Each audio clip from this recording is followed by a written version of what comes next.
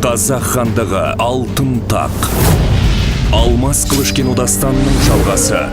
Анығында шайбаншақ қалың әскермен Моғолстан рет қапты. Әуелі қазақты жаппақ.